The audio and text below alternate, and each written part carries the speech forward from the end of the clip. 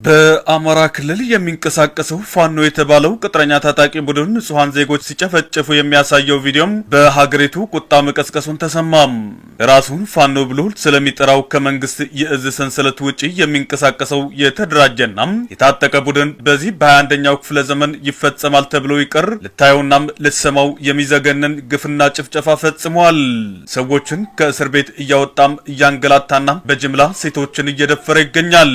ይህንን አረመኔያዊ ድርጊት አሜሪካ ጨምሮ አምነስቲ ኢንተርናሽናል እና ሂውማን ራይትስ ዎች የተባሉ ዓለም አቀፍ የሰብአዊ ተሟጋች ድርጅቶችም የጄኖሳይድ ወንጀል ይፋ ማድረጋቸውን የቅርብ ጊዜ ትውስታችን ነው። ትናንት ወደ ማህበራዊ ሚዲያ የወጣው ቪዲዮ የሚያሳየው ደግሞ የዚህን ታጣቂ ቡድን ጭካኔ በዓለም አቀፍ ደረጃ በጭካኔያቸው አሸባሪ ተብለው የተፈረጁት እና አልሸባብ፣ አልቃይዳና አይኤስአይኤስን አስንቋል።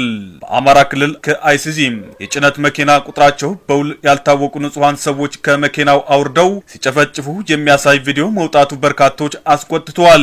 እነዚህ በታሪክ የኦሮሞ ህዝብ የጨፈጨፉና ጡት የቆረጡት አጼ ምኒልክን የምኒልክ ዘመቻ ብለው ባለፉት ክረምት ሲንቀሳቀሱ የነበሩት ፋኖች የአባታችን ታሪክ እንደግመዋለን እንዳሉት ሁላም በአደባባይ ሰው ሲረሽኑ ታይቷል። እዚህ ጋር እጅግ የሚገርመው ደግሞ በኢትዮጵያ እጅግ ታዋቂና ዝነኛ የሚባሉት አርቲስቶች እዚህ ዘመቻና የጅምላ ጭፍጨፋ መሳተፋቸውን ነው።